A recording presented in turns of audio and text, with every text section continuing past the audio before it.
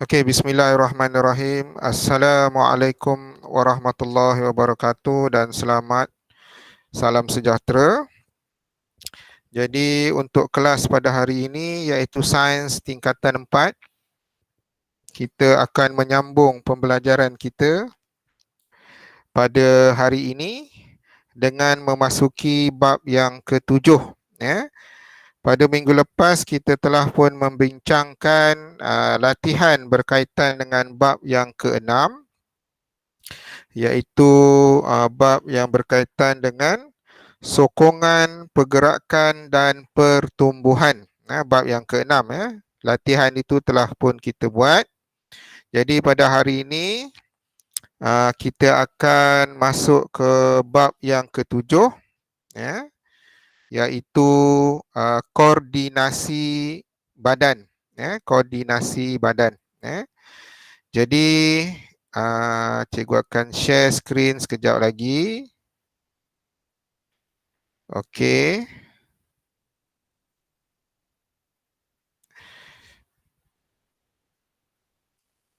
Okey.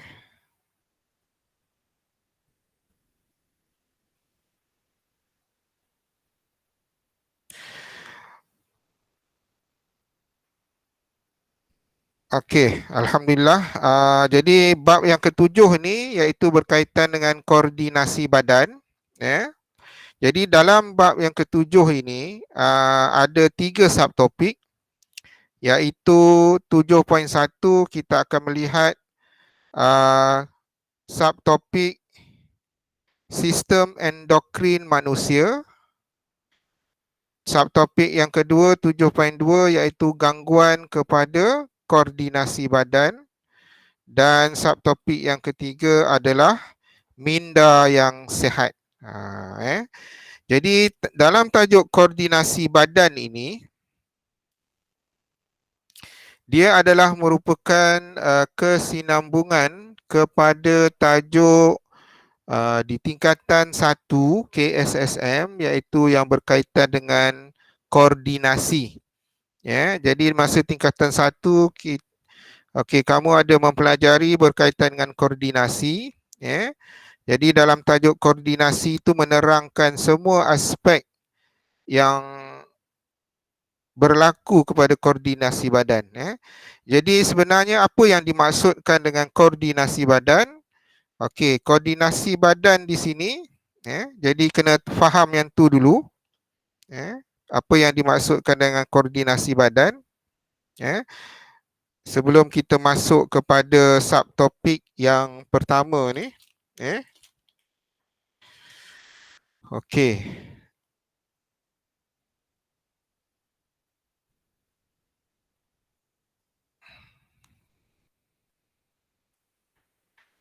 Jadi yang dimaksudkan dengan koordinasi badan adalah merupakan, maksud dia adalah suatu sistem di dalam tubuh badan manusia yang menyelaraskan dan mengawal semua menyelaras dan mengawal semua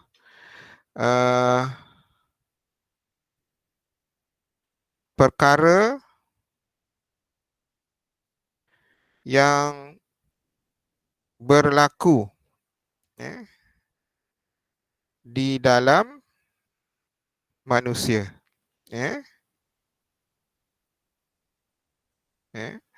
Okey, so antara contoh kawalan contoh kawalan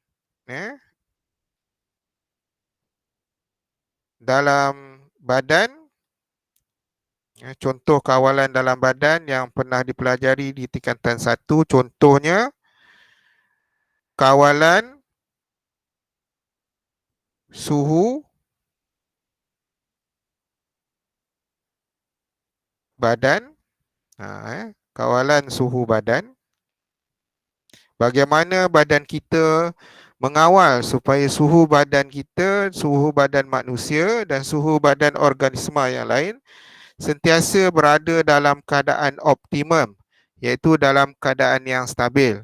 Sebab jika suhu bertambah ataupun suhu berkurangan daripada yang sepatutnya, maka ini akan merosakkan sistem dan tubuh badan manusia. So, perlu ada satu sistem yang mengawal suhu badan. Yang kedua, contoh dia, kawalan kandungan air dalam badan. Jadi, kandungan air dalam badan manusia memerlukan kuantiti air yang tetap dan stabil, tidak boleh kurang dan tidak boleh lebih. Jadi dalam badan manusia ada satu sistem pengawal aturan untuk memastikan kandungan air di dalam tubuh badan manusia sentiasa stabil dan tetap. Jika sekiranya kandungan air berkurangan, maka ini akan merosakkan sistem tubuh badan. Semua ni kalau rosak akan membawa kepada kematian. So ini antara contoh-contoh yang dipanggil sebagai koordinasi badan. Koordinasi itu bermaksud pengawal aturan. Pengawal aturan, kawalan dan penyelarasan. Dia selaraskan. Ada satu sistem, ada banyak sistem. Jadi koordinasi badan ni ada banyak sistem yang mengawal tubuh badan kita, dan setiap sistem ni ada kawalan-kawalan yang tertentu yang mengawal tubuh badan manusia yang melibatkan banyak banyak organ-organ. Contohnya macam kalau berkaitan suhu badan. So organ-organ yang terlibat biasanya ginjal, kulit, melibatkan sistem perkumuhan. Begitu juga dengan kawalan kandungan air. Dia akan melibatkan kerjasama.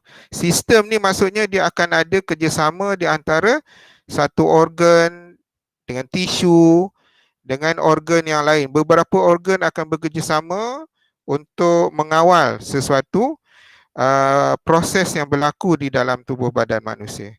So, untuk hari ini, untuk dalam tajuk koordinasi badan, yang ini dah dipelajari semasa tingkatan 1.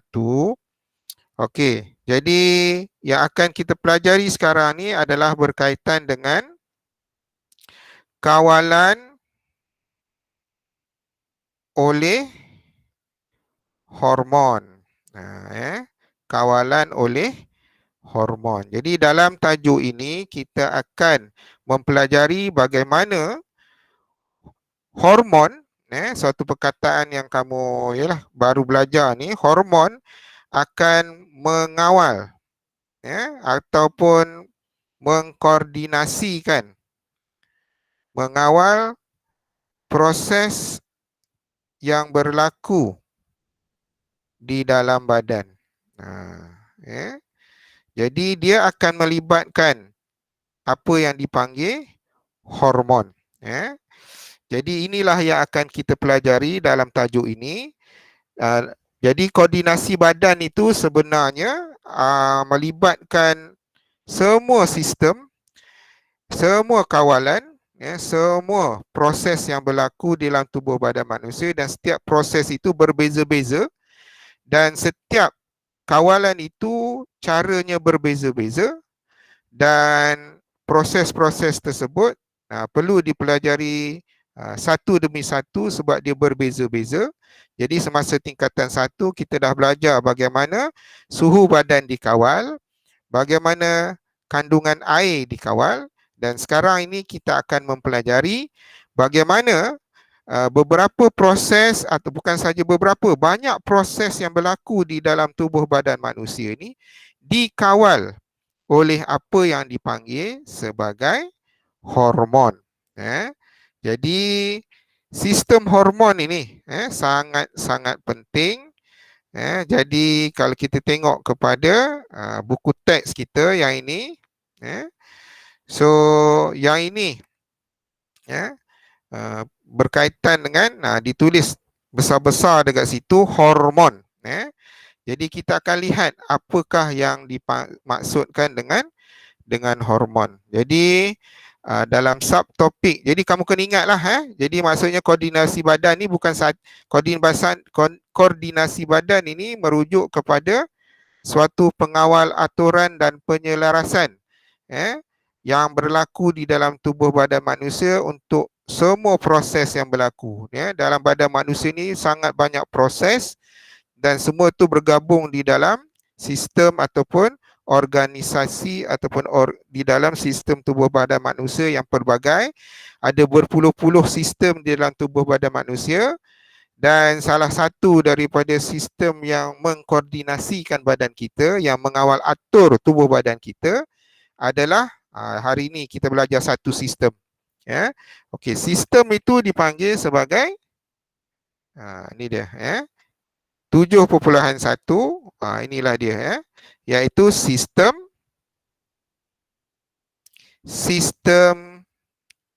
endokrin. Sistem endokrin manusia.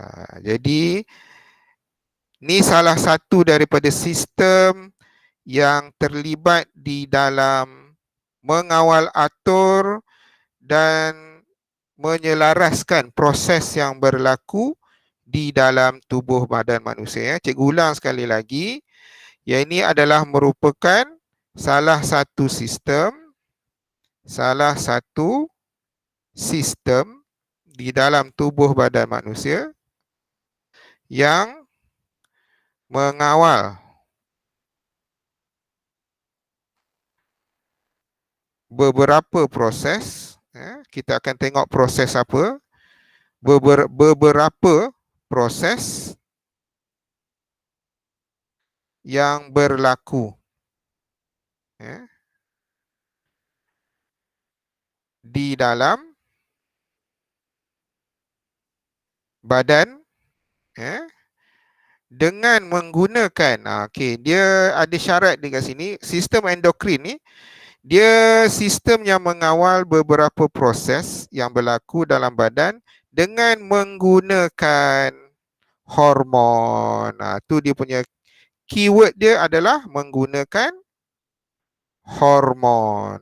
Okey, So jadi nanti kita akan lihat apakah itu hormon, bagaimanakah hormon ini dihasilkan, dan bagaimanakah hormon ini bertindak balas dalam mengawal atur beberapa proses yang berlaku di dalam tubuh badan manusia. Okey, jadi itu adalah kefahaman awal yang perlu ada pada diri kamu supaya kamu memahami apa yang kamu belajar sekarang ini.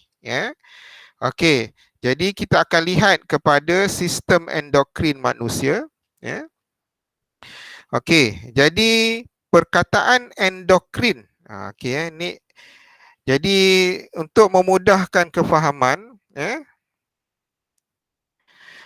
endokrin itu merujuk kepada suatu fungsi yang melibatkan suatu fungsi organ sistem yang melibatkan penggunaan hormon. Jadi sistem endokrin ni, sistem endokrin, okey, dia akan melibatkan dua organ ataupun dua bahan yang penting. Yang pertama adalah kelenjar. Okey. Okey, yang pertama adalah kelenjar endokrin dan yang kedua adalah hormon. Okey. So kelenjar endokrin ni adalah kelenjar yang menghasilkan hormon. Okey. Jadi kelenjar endokrin adalah merupakan tempat, dia adalah suatu tempat yang menghasilkan hormon. Jadi bila hormon itu dihasilkan, jadi hormon inilah yang akan bertindak untuk mengawal atur proses yang berlaku. Jadi hormon ni dia akan bertindak dan mengawal, mengawal atur proses-proses yang berlaku. Okay. Jadi sekarang ni ada banyak jenis kelenjar.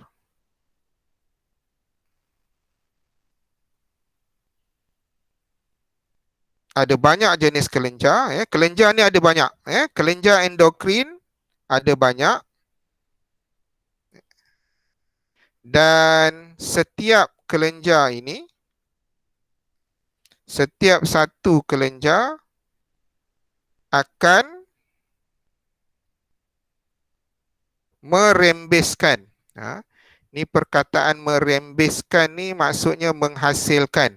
Merembeskan satu atau lebih jenis hormon. Jadi ini maksud dia adalah hormon ni bukan satu saja, ada banyak jenis sebab setiap satu hormon, jadi maksudnya hormon ada banyak jenis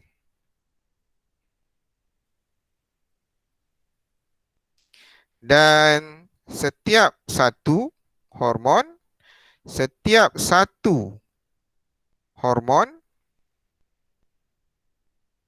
mempunyai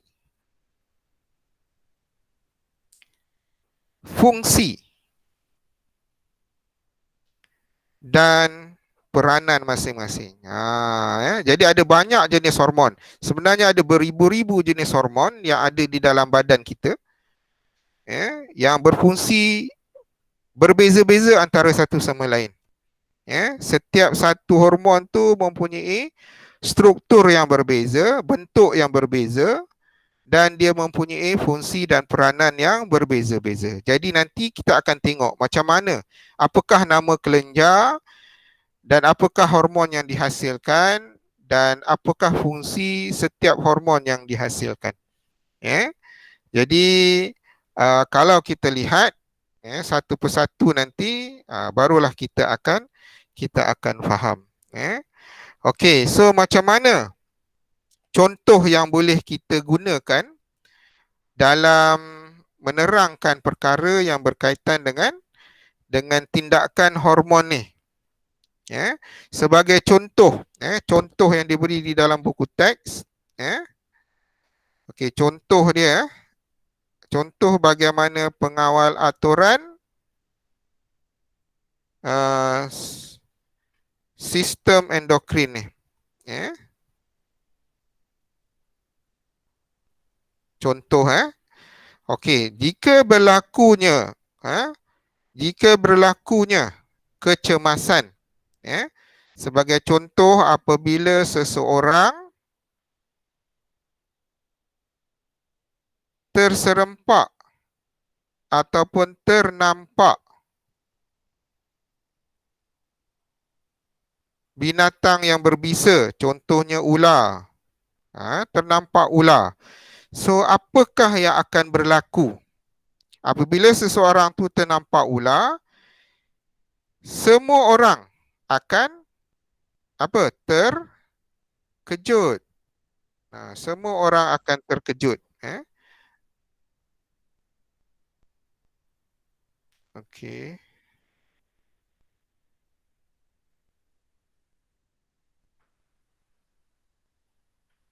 Avinash, Haris, Haziq. 1, 2, 3, 4, 5. Mia Ilaya. Okey. Okey, apabila seseorang ternampak ular, dia akan terkejut. Okey. Bila dia terkejut, apa kesan dia? Dia akan takut dan seterusnya apa yang berlaku? Dia akan lari lintang pukang. Okey. Dia akan lari lintang pukang. Okey. Jadi bagaimana berlakunya keadaan ini? Dia terkejut yang pertama, lepas tu dia terus rasa takut dan akibat ketakutan itu dia terus melarikan diri. Jadi semua proses yang berlaku ni adalah dikawal atur oleh sistem endokrin. Dikawal atur oleh sistem endokrin. Jadi macam mana sistem endokrin ni akan melakukan proses ini? Jadi contoh yang diberi ini, jadi apabila seseorang itu ternampak seekor ular, maka apa yang berlaku adalah denyutan jantung akan meningkat. Apa yang berlaku adalah yang pertama, denyutan jantung akan meningkat. Bila kita nampak ular aja, terus kita terkejut dan kita menjadi takut dan seterusnya apa yang berlaku dalam badan? Denyutan, degupan jantung akan meningkat. Degupan jantung akan meningkat. Okey. Yang kedua, seterusnya apa yang berlaku? Kadar pernafasan pun akan meningkat. Kita akan tercungap-cungap, akan meningkat. Apa lagi? Apa yang berlaku seterusnya? Tekanan darah. Bila denyutan jantung meningkat, maka ini akan menyebabkan tekanan darah meningkat. Cikgu buat anak panah ke atas tu maksudnya meningkat. Lagi apa yang berlaku? Okey, aras glukosa darah. Aras glukosa darah juga akan meningkat. Berlaku peningkatan. Dan ini seterusnya akan menyebabkan kadar metabolisme juga akan meningkat. Okey. Ini bila kita nampak saja ular, kita jadi terkejut. Terkejut ni akan menghasilkan keadaan ini. 5 keadaan ini. So hasil daripada keadaan ini, 5 ni, keadaan 5 ni. So kesan dia adalah apa yang berlaku? Kesan dia, okey, yang berlaku adalah jantung akan mengepam lebih banyak darah untuk membekalkan oksigen dan glukosa kepada otot. Okey, kesan dia daripada tadi tu, terkejut dan takut tadi, yang menyebabkan berlakunya denyutan jantung meningkat, kadar pernafasan meningkat, tekanan darah meningkat, aras glukosa darah meningkat, kadar metabolisme meningkat. Kesan dia adalah dia akan menyebabkan jantung akan mengepam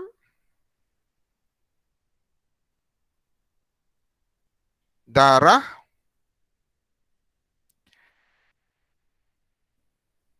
akan mengepam lebih banyak darah.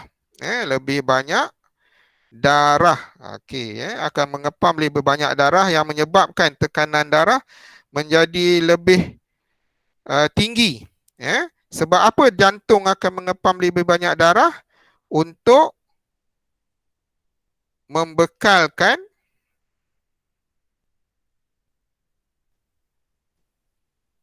oksigen dan glukosa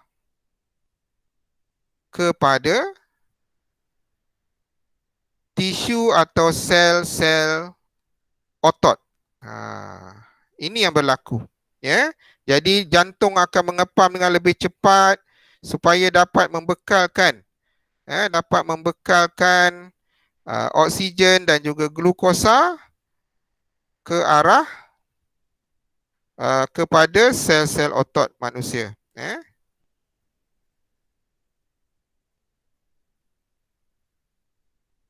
Okey, sekejap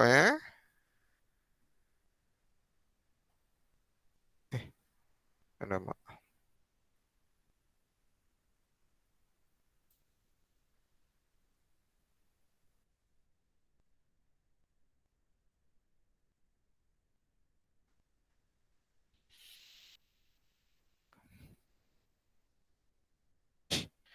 Alah.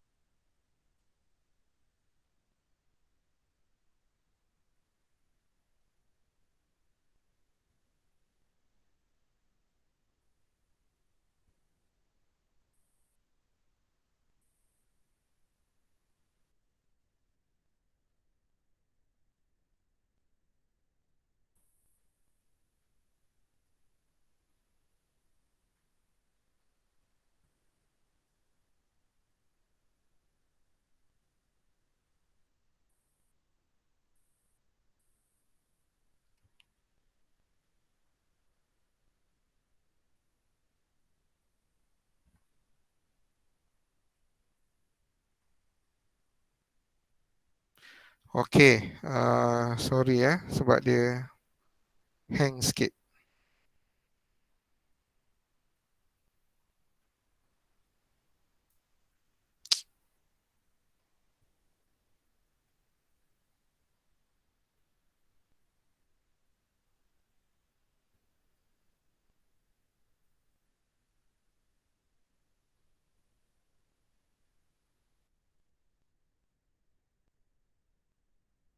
Okey. Sekejap.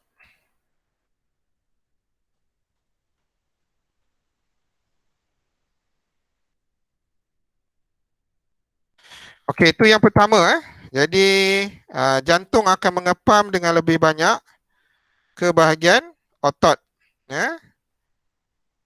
Jadi itu yang berlaku. Okey. Yang kedua, apa yang berlaku adalah otot akan mendapat lebih banyak, otot akan mendapat lebih banyak tenaga. Otot mendapat lebih banyak tenaga. Jadi apa kesan dia seterusnya? Bila otot dapat banyak tenaga, maka lebih banyak glikogen. Glikogen ni adalah bahan simpanan. Glikogen simpanan ditukar menjadi glukosa. So bila ini semua berlaku, maka apa yang akan terjadi adalah bila dah takut, bila dah tadi terkejut, takut, maka kesan dia semua ni berlaku dan seterusnya kita akan lari dengan pantas. Semua tindakan ini, proses ini adalah dikawal atur oleh sistem endokrin. Jadi semua ni adalah dikawal oleh sistem endokrin. Okey, ni contoh secara umum berkaitan dengan bagaimana sistem endokrin ini mengawal proses yang berlaku. Ini contoh. Okey, jadi seterusnya kita akan lihat apakah yang dimaksudkan dengan hormon itu sendiri. Apakah yang dimaksudkan dengan hormon? Hormon. Apakah itu hormon? Okey. Hormon ni adalah sejenis bahan kimia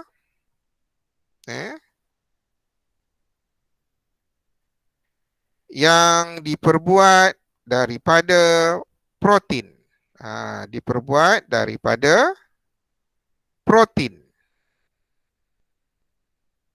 Okey. Sejenis bahan kimia yang diperbuat daripada protein. Hormon dihasilkan daripada tadi dah bagi tahu dihasilkan daripada kelenjar endokrin. Jadi kelenjar endokrin tu adalah suatu tempat, suatu organ yang memproses dan menghasilkan hormon. Dia macam kilang lah. Kilang yang menghasilkan produk-produk makanan. So kelenjar endokrin ini adalah suatu tempat kilang untuk menghasilkan hormon-hormon ini. Dan kelenjar endokrin pula ni, kelenjar endokrin ni berada di tepi saluran darah. Di tepi saluran darah. Sebab apa dia berada di tepi saluran darah? Untuk memudahkan. Untuk memudahkan ataupun mempercepatkan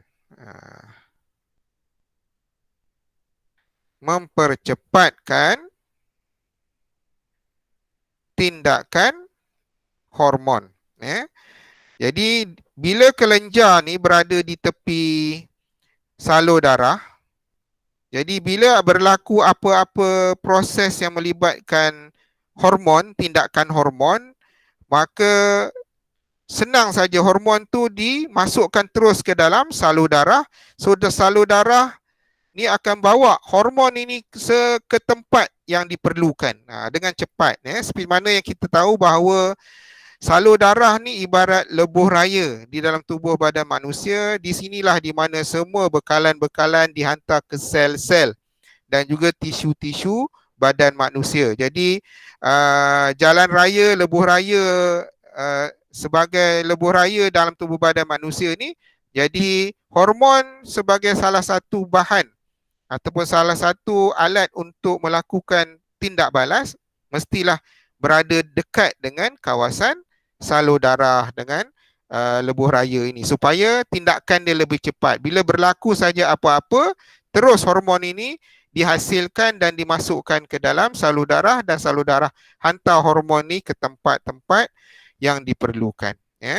Okey, apa sifat-sifat hormon yang ada adalah hormon ini kita dah tahu sejenis bahan kimia yang diperbuat daripada protein. Okey. So hormon ini dibawa oleh darah, dibawa oleh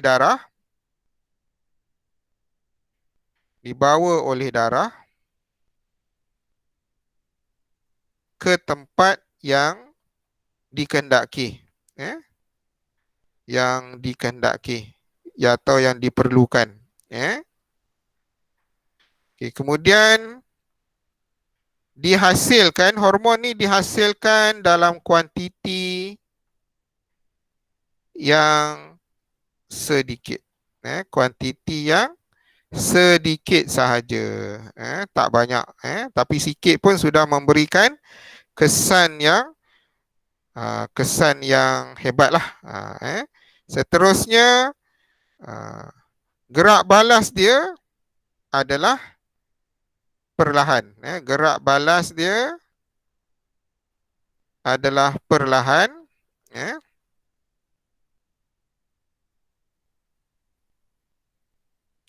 Okey, yang ketujuh seterusnya,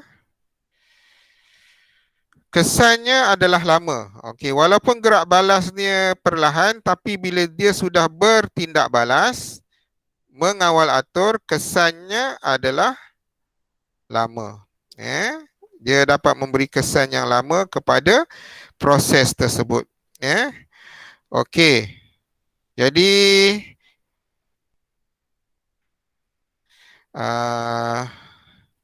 apa lagi? Sifat-sifat hormon yang perlu kita ketahui. Jadi hormon inilah dia. Jadi selepas ini kita akan tengok. Hormon ni dia dihasilkan daripada kelenjar mana, di manakah kelenjar tersebut berada, dan apakah fungsi kelenjar tersebut. Jadi kita akan lihat selepas ini bagaimana hormon-hormon ini berfungsi. Okey. So, jadi apa yang perlu kita faham daripada sini adalah hormon ini akan mengkoordinasikan. Hormon akan mengkoordinasikan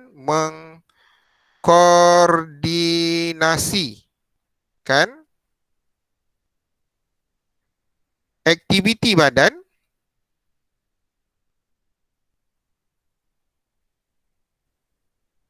dengan bergerak balas. Dengan bergerak balas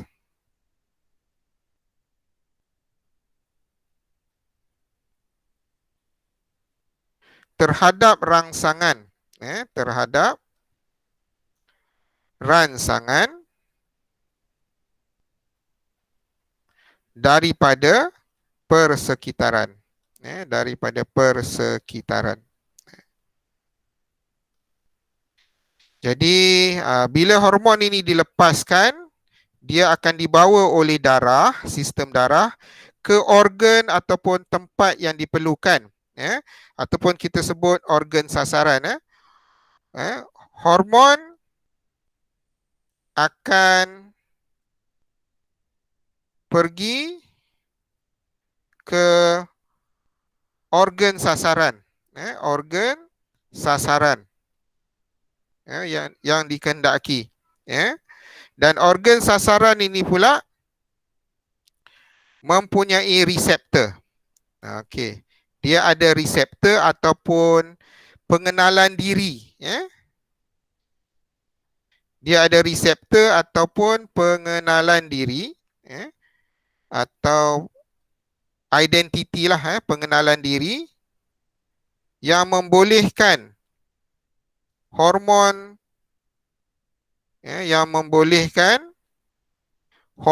mengenal organ sasaran tersebut. Jadi maksudnya hormon ini dia ada target dia, dan target dia ada pengenalan dia, dan organ sasaran itu ada pengenalan dia. So apabila dia jumpa sahaja pengenalan tersebut, terus dia akan bertindak terhadap organ sasaran tersebut. Jadi ini sistem macam pengenalan diri lah. Macam contoh kalau kita diberikan tugas untuk pergi ke sekolah, masuk ke kelas, kelas apa-apalah, kelas tertentu, tingkatan 4 apa, contohnya. So dengan pengenalan tersebut, kita terus pergi ke kelas tersebut. Kelas tersebut ada tanda pula, tingkatan 4 apa dan sebagainya. Begitulah hormon. Hormon ni telah dibekalkan dengan suatu pengenalan untuk dia mengetahui ke manakah yang dia sepatut pergi. Dan organ sasaran itu mempunyai tanda pengenalan diri untuk membolehkan hormon tersebut mengenal keadaan dia. Ya.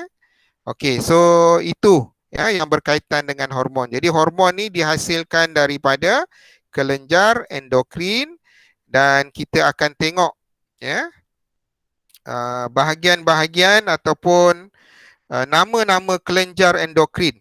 Ya, nama-nama kelenjar endokrin yang ada. Ya.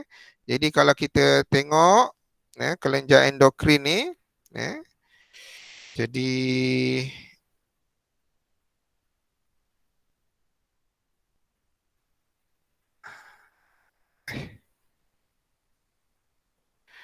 okey. Jadi contoh nama-nama kelenjar endokrin. Okey, ini kelenjar endokrin. Kelenjar endokrin nama dia. Kemudian hormon apa yang dirembeskan? Hormon apa yang dirembeskan? Kemudian apakah fungsi? Apakah fungsi bagi setiap hormon yang dirembeskan? Jadi yang ini nak kena hafal lah. Sebenarnya kamu kena hafal juga. Dia tak boleh tak boleh nak lari jugalah. Okey, yang pertama kita tengok. Yang pertama kita panggil kelenjar pituitari. Kelenjar pituitari.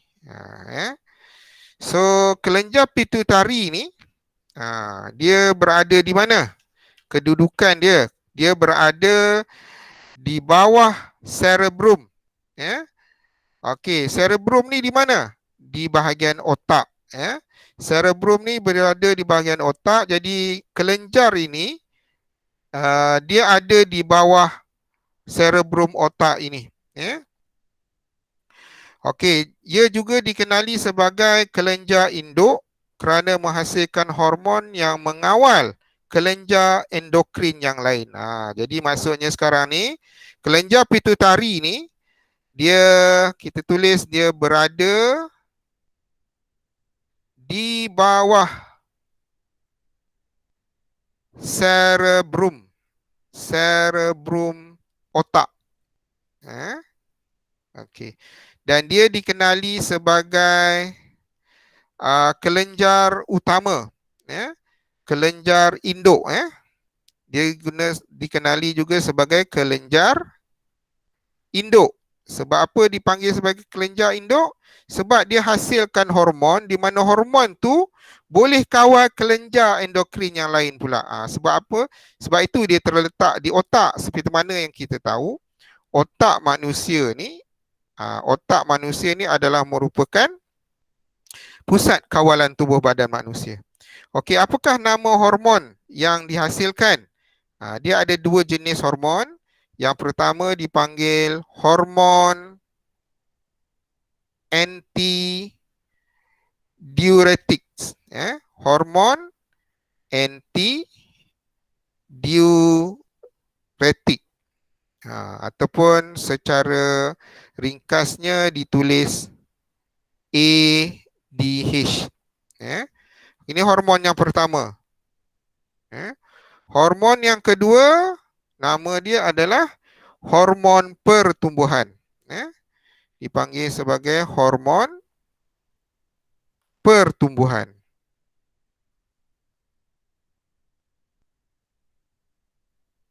Okey, ataupun secara ringkasnya dipanggil sebagai GH. Ini dalam bahasa Inggeris sebenarnya GH ni. G itu growth, H itu hormon. Yang ADH ni anti-diuretic hormon, tu dalam bahasa Inggeris dia. Anti-diuretic hormon. So, apa fungsi dia? Fungsi dia, kita tengok di sini untuk hormon anti-diuretik tu. Okey, hormon anti-diuretik ni fungsi dia adalah mengawal kuantiti air. Mengawal kuantiti kuantiti air yang diserap oleh ginjal. Okey. Jadi kita tahu ginjal ni tempat di mana penapisan darah, di mana air yang berlebihan akan masuk dalam ginjal, kemudian dihantar kepada pundi kencing, dan daripada pundi kencing itulah kita akan keluarkan air kencing kita. Jadi di ginjal ni air berlebihan akan ditapis keluar daripada darah. Jadi untuk memastikan berapa banyak air yang boleh diserap masuk ke ginjal ataupun kurang, okey, dia dikawal oleh hormon antidiuretik ini. Hormon antidiuretik.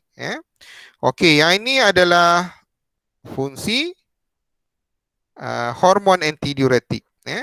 Hormon pertumbuhan pula. Hormon pertumbuhan ni dia ada beberapa, ada 3 lah kalau ikut. Dia merujuk kepada pertumbuhan. Yang pertama sekali, dia merangsang atau mengawal pertumbuhan kanak-kanak. Okey, dalam kes ini, fungsi ini, kalau sekiranya hormon ini tidak dapat menjalankan fungsi dia, maka dia ada kesan dia. Contoh dia macam hormon pertumbuhan ni. Kalau dia fungsi dia merangsang pertumbuhan kanak-kanak, daripada baby dia masuk ke kanak-kanak, kanak-kanak nak membesar menjadi remaja, remaja nak jadi dewasa. So proses untuk mengawal dia membesar pada peringkat pola-pola ni, pola pertumbuhan ni dikawal oleh hormon pertumbuhan. Kalau hormon pertumbuhan ini rosak, kesannya manusia atau kanak-kanak tu akan tak membesar. Dia akan jadi terbantut. Jadi bila terbantut, itulah kesan dia, hasil apabila hormon tidak dapat menjalankan tugas dia. Okey. Kemudian yang kedua, mengekalkan komposisi badan yang sihat bagi orang dewasa. Mengekalkan komposisi badan, mengekalkan komposisi badan, komposisi badan yang sihat bagi dewasa, bagi orang dewasa. Dan yang ketiga adalah mengekalkan jisim otot. Mengekalkan, kekalkan jisim otot, mengekalkan jisim otot dan jisim tulang, dan jisim tulang pada orang dewasa. Tu. Jadi maksudnya ini baru satu, baru satu kelenjar yang hasilkan dua hormon, dua jenis hormon, dan dia ada fungsi-fungsi dia yang kamu kena hafal lah, tak boleh lari yang tu. Okey, so sudah masuk isyak, jadi seperti biasa kita berhenti rehat dahulu. Okey, kita berhenti rehat dulu, nanti kita sambung, ada banyak lagi, ada 7, 1, 2, 3, 4, 5, 6. Dalam ni kita ada 6 saja, ada 6, ni baru satu. Hormon pula ada lagi, yang lain, fungsi dia banyak lagi. Jadi kita akan sambung lagi selepas ini. Sekarang 8.55, so 20 minit kita rehat.